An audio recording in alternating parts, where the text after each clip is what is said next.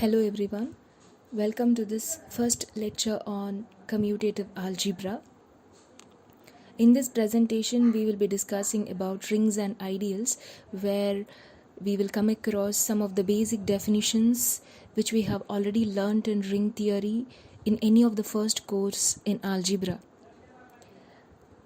I have included only definitions and some of the related results, and I have not added any of the examples.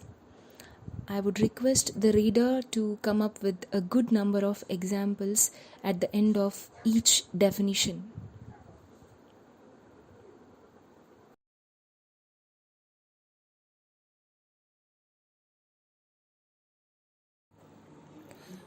We shall first define a ring. A ring is a set with two binary operations, usually called addition and multiplication, denoted by the usual symbols, such that it must be an abelian group with respect to addition. I am denoting the ring by A, so A must be an abelian group with respect to addition, and the additive identity is denoted by 0 and is usually called the zero element of A. Second condition is that multiplication in A must be associative, that is, xy into z must be same as x into y into z for all x, y, z belonging to A. Third condition is multiplication must be commutative, that is, x into y is same as y into x for all x, y belonging to A. And the last condition says that there exists an element denoted by 1 in the ring A, such that x into 1 is equal to 1 into x is equal to x for all x belonging to A, and this element is called the identity element of A, and this structure is called a ring. If we verify the definition carefully, this is exactly the definition of a commutative ring with identity, because the third condition says that multiplication is commutative, and the fourth condition says that there exists the identity element. So the definition that we have given is of a commutative ring with identity. But for convention, in our course, we shall use the word ring whenever we come across a commutative ring with identity. This is the convention here. We can also note that we have not specified A is non-empty, because the fourth condition itself justifies the existence of an element in A. So it's not necessary to write A is non-empty. This is how we define a ring. And we also remark at this point that we would be avoiding the case of the zero ring. That is, the trivial ring case is avoided here.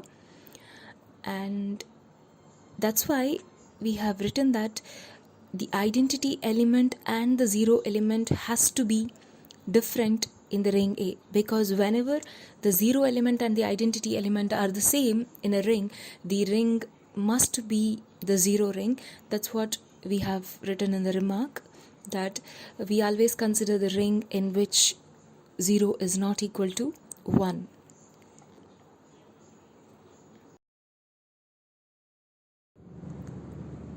A ring homomorphism f from a ring A into a ring B is a function or a map which satisfies the following three conditions. First one is f of x plus y is equal to f of x plus f of y for all x, y in A. The second condition is that f of x into y is same as f of x into f of y for all x, y in A, and f of 1 is equal to 1. That is, the function f from A to B is compatible with addition and multiplication given in A and B, and also f must carry the identity element of A into the identity element of B. Then f is called a ring homomorphism from A to B. We note that if A, B and C are three rings, and if f from A to B and g from B to C are two ring homomorphisms, then their composition, that is the function g composite f from A to C, is also a ring homomorphism. This is an easy verification. Next, let us define what is a subring of a ring. A subset S of a ring A is called a subring of A if it is closed under addition, multiplication, and it should contain the identity element of A.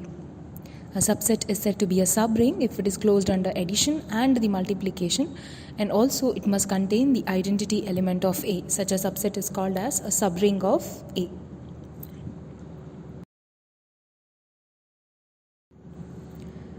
A subset I of a ring A is called an ideal of A if it satisfies the following two conditions. 1. X, y belongs to I implies X plus Y belongs to I. And the second condition is A belongs to A and X belongs to I implies AX belongs to I. That is, an ideal I is a subset of A which is closed under addition and closed under multiplication by elements of A.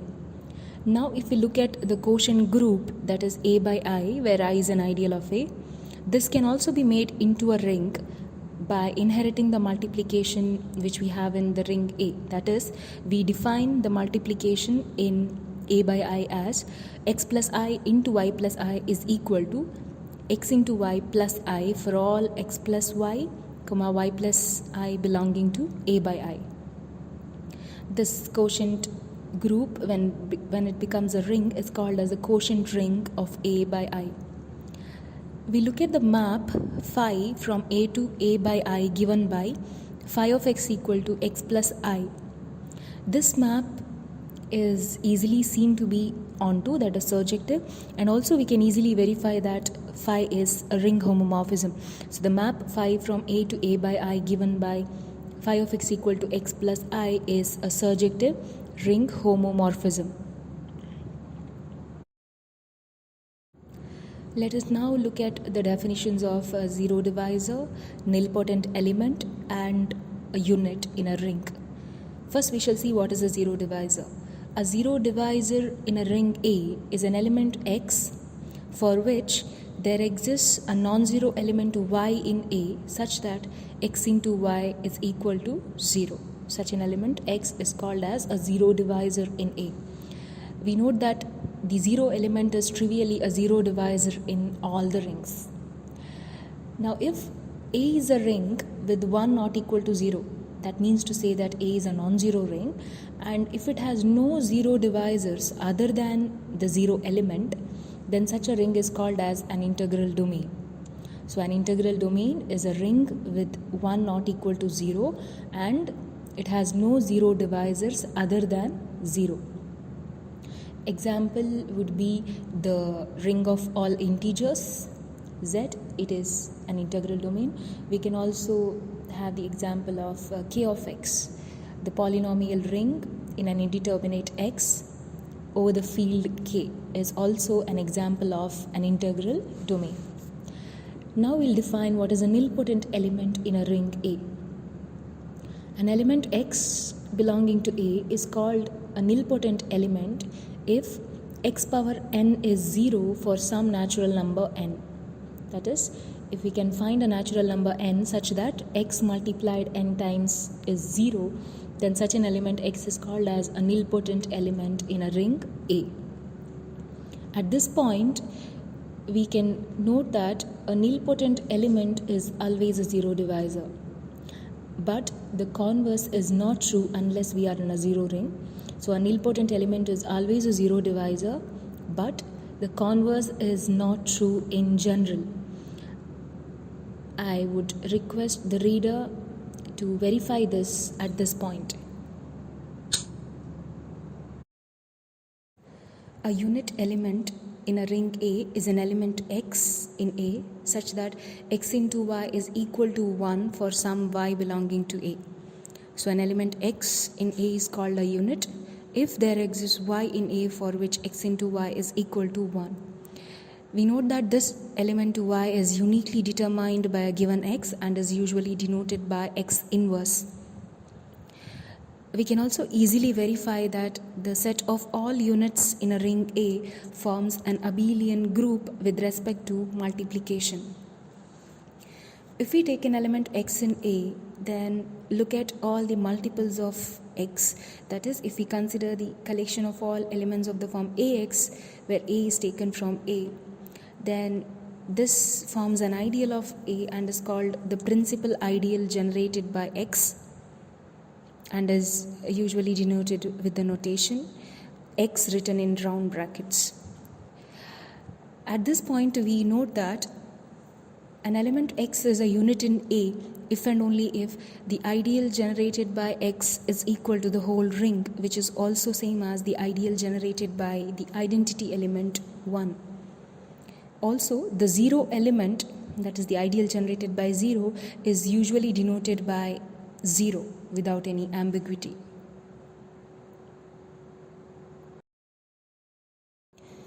A field A is a ring in which 1 is not equal to 0 and every non-zero element is a unit.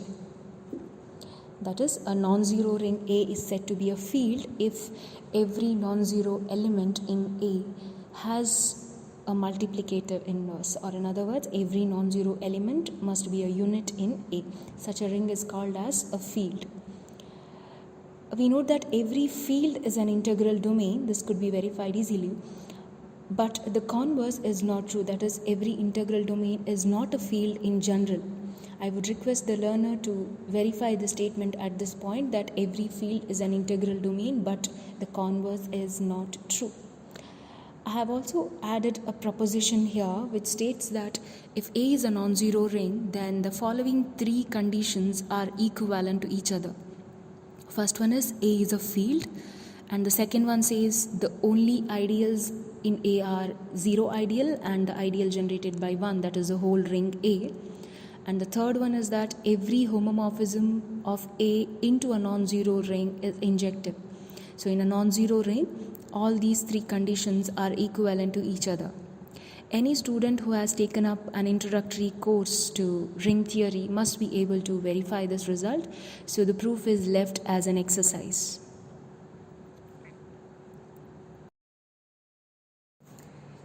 Here we shall define what is a prime ideal and a maximal ideal in a ring A. A prime ideal of a ring A is an ideal P of A such that P is not equal to A, and whenever the product of 2 elements x and y, x into y, belongs to P, either x must belong to P or y must belong to P. Such an ideal is called as a prime ideal of A. So an ideal P of a ring A is said to be prime if P is not equal to A, and if x into y belongs to P, then either x belongs to P or y belongs to P.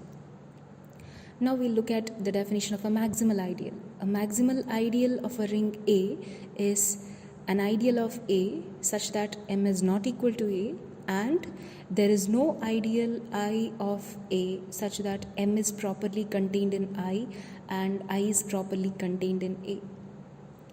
Such an ideal is called as a maximal ideal of A. That is, it should be a proper ideal of A, and there should not exist any ideal I of A which strictly lies between M and A.